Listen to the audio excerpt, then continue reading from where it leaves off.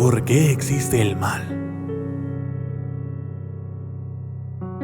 Dentro de la filosofía de la religión, el problema del mal es un problema de conciliar la existencia del mal y del sufrimiento en el mundo con la existencia de una deidad que sea omnisciente, omnipresente, omnipotente y omnibenevolente.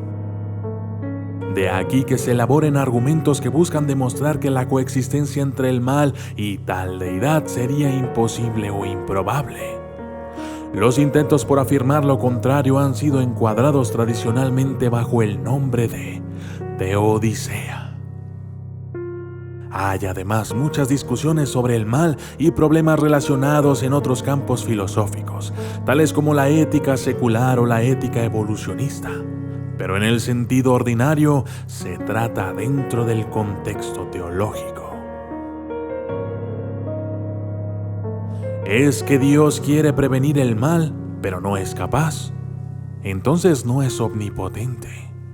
¿Es capaz, pero no desea hacerlo? Entonces es malévolo. ¿Es capaz y desea hacerlo? ¿De dónde surge el mal entonces? ¿Es que no es capaz ni desea hacerlo? Entonces ¿por qué llamarlo Dios? Esa fue la paradoja de Epicuro. Se le atribuye a Epicuro ser el primer exponente del problema del mal. David Hume lo cita en sus diálogos sobre la religión natural, mediante una serie de preguntas. Algunos cristianos creen que la condenación del mal por Dios fue ejecutada y expresada en la creación del mundo, un juicio que es inexorable debido a la omnipotencia de Dios, voluntad increada. Un constante y eterno juicio que será anunciado y comunicado a las personas en el juicio final. En esta explicación, predestinación, a Dios se le estima benévolo debido a que su ajusticionamiento del mal es un buen juicio. Otras explicaciones incluyen considerar al mal como el resultado de un abuso del libre albedrío de las criaturas de Dios. La postura de que se requiere sufrimiento para el crecimiento espiritual y escepticismo respecto a la habilidad de los humanos para entender las razones de Dios para permitir la existencia del mal. Es decir, que Dios ha creado el mal por alguna razón que nosotros los humanos no podemos comprender aún. La idea de que el mal provenga de un mal uso de la libre voluntad podría también ser incompatible con una deidad que conoce todos los eventos futuros, ya que eliminaría nuestra capacidad de hacer otra cosa en cualquier situación y por tanto el libre albedrío.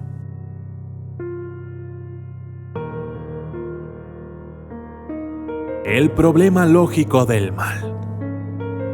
Se han formulado numerosas versiones del problema del mal, las que incluyen formulaciones filosóficas, teológicas y bíblicas.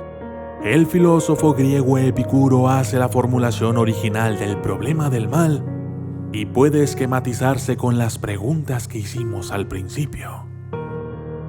Algunos de estos argumentos son del tipo modus tollens. Es lógicamente válido y en consecuencia si las premisas son ciertas, la conclusión necesariamente también debe serlo. Sin embargo, no es claro exactamente cómo la existencia de una deidad todopoderosa y perfectamente buena garantiza la existencia de la maldad. Esto es, que no es claro si la primera premisa es cierta. Para mostrar que es plausible, las versiones anteriores tienden a desarrollarla, tal y como el siguiente ejemplo moderno. Primero, Dios existe. Segundo, Dios es omnipotente, omnisciente y omnibenevolente. Un ser omnivolente querría evitar todos los males. Un ser omnipotente tiene el poder de prevenir que el mal se origine. Un ser omnisciente conoce todas las formas en que el mal puede originarse. Un ser que conoce cada forma en que el mal puede originarse es capaz de prevenir su existencia y quiere hacerlo. Prevendría la existencia del mal. Si existe un ser omnipotente, omnisciente y omnibenevolente, entonces la maldad no debería de existir. Pero finalmente, el mal existe. Ahí tenemos una contradicción lógica. Se considera a ambos argumentos como dos formas del problema lógico del mal, que intenta mostrar que las proposiciones supuestas conducen a una contradicción lógica y por lo tanto no pueden ser todas correctas. El debate filosófico se ha centrado principalmente en la proposición de que Dios no puede existir con o querría prevenir el mal. Respecto a esto, algunos apologistas teístas sostienen no solo que la existencia de tal deidad es compatible con el mal, sino que lo permite con el fin de lograr un bien superior. Se ha propuesto el libre albedrío como tal bien superior, argumentado por Alvin Plantinga en su popular defensa. Su primera parte considera el mal moral como el resultado de las acciones humanas por medio de la libre voluntad. La segunda parte argumenta la posibilidad lógica de un poderoso espíritu no humano, como el diablo, quien es responsable por el mal natural, incluyendo terremotos, maremotos y enfermedades virulentas.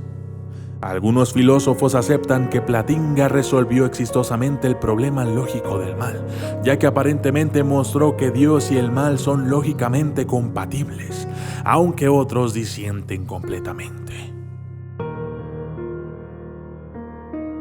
El problema del infierno. El problema del infierno es un argumento contra la existencia de Dios, basado en un dilema ético que básicamente dice que el infierno es un castigo extremo e injusto, y que es imposible que un Dios bondadoso y misericordioso lo permita. Los defensores de esta teoría dicen que tampoco hay necesidad de que los tormentos sean tan crueles y desproporcionados. El problema del infierno como problema ético está dirigido a todas las religiones que creen en un infierno, y donde este es excesivamente cruel y sádico. Torturas, dolor, fuego eterno, pena eterna. Y son, por tanto, incompatibles con los conceptos como la justicia, la misericordia y la bondad absoluta de Dios. Nadie lo suficientemente cruel como para ejercer tales castigos puede tener las cualidades atribuidas a Dios. El problema del infierno gira en torno a 4 puntos fundamentales. Dios existe, envía a las personas para allá, busca castigarlos por su desobediencia. Todo pecado es desobediencia.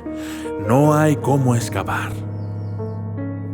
Los defensores de esta tesis suponen que cualquier Dios capaz de condenar a sus hijos a la tortura no posee las cualidades de un padre y que además denota actitudes inhumanas como sadismo, crueldad, ferocidad, saña, perversión, revanchismo, falta de comprensión, etc.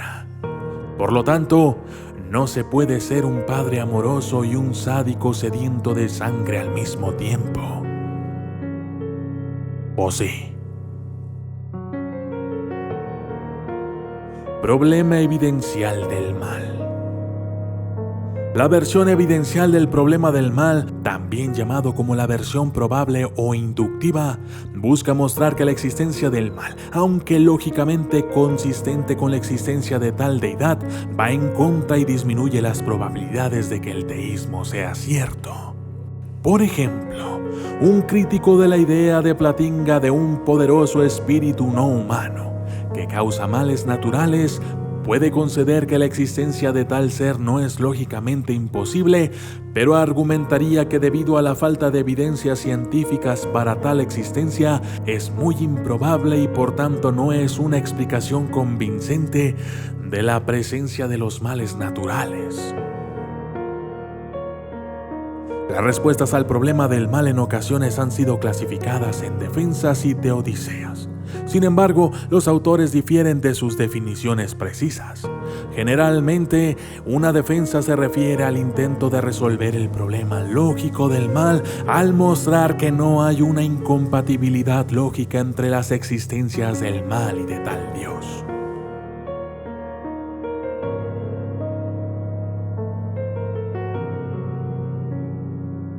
La respuesta del bien superior.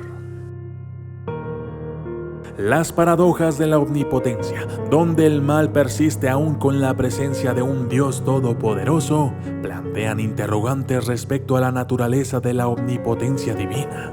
Algunas soluciones proponen que la omnipotencia no implica la habilidad de realizar lo lógicamente imposible. Las respuestas del bien superior responden al problema al usar esta perspectiva para argumentar que la existencia de bienes de mayor valía que un Dios no puede lograr sin permitir el mal, y por lo tanto existen males que Él no puede prevenir a pesar de ser omnipotente.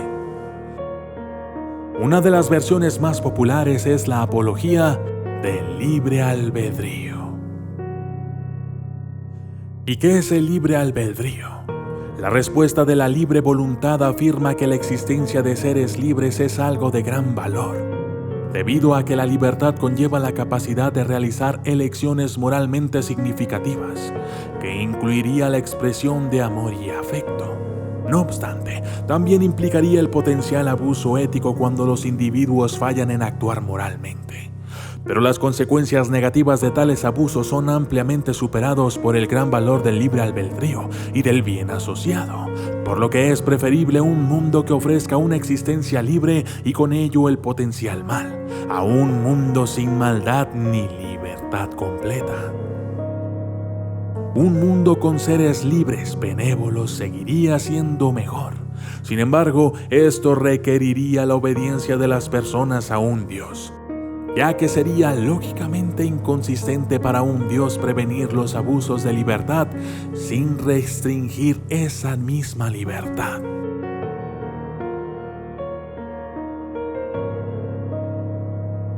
El mal como ausencia del bien. El teólogo del siglo V Agustín de Hipona mantuvo que el mal solo existía como privación o ausencia del bien. La ignorancia es un mal, pero solo es la ausencia de conocimiento, que es bueno. Asimismo, la enfermedad es la ausencia de la salud, y la crueldad lo es de la compasión. En su forma más fuerte, este principio identifica al mal como ausencia de Dios, que sería la única fuente de todo lo que es bueno.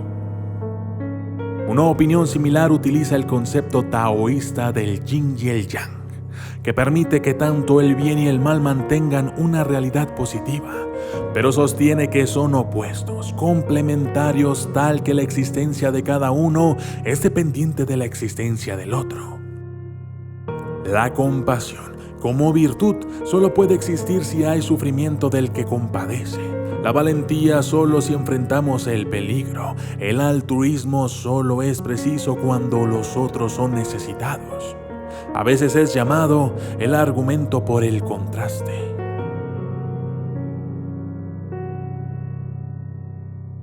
El mal como una ilusión. Es posible argumentar que los males como el sufrimiento o la enfermedad son meras ilusiones y que son consideradas erróneamente expresiones del mal. Esta perspectiva es aceptada por algunas filosofías religiosas orientales, como el hinduismo y budismo, y la ciencia cristiana. Es casi plausible cuando nuestro conocimiento de los males son geográfica o temporalmente distantes, por lo que pueden no ser reales después de todo. Sin embargo, cuando consideramos nuestras propias sensaciones de dolor y angustia, no parece haber desacuerdos en comprender que se está afligido por tales malestares y sufrimientos bajo la influencia externa. Dadas esas experiencias, no parece razonable descartar todos los males considerándolos ilusorios. ¿Por qué le pasan cosas malas a la gente buena?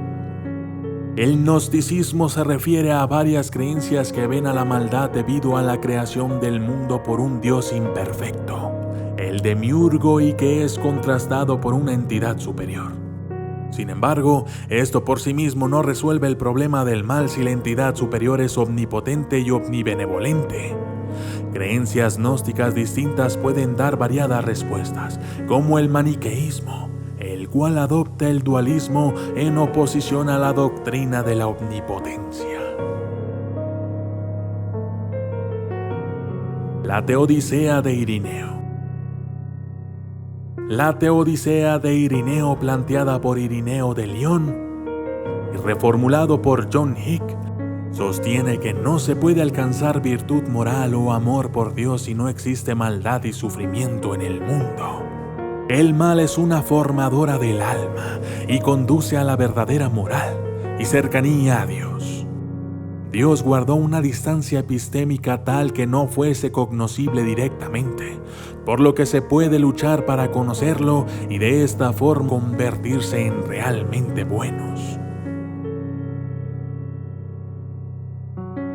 Vladimir y María Mercedes Hessen, en su libro ¿Quién es Dios?, señalan que el bien y el mal están presentes en un mismo ser, independientemente de qué tipo de ser. Si los humanos tenemos analogía con Dios y si además formamos parte de Él, el Creador también tendría el bien y el mal en su seno, dentro de su conciencia.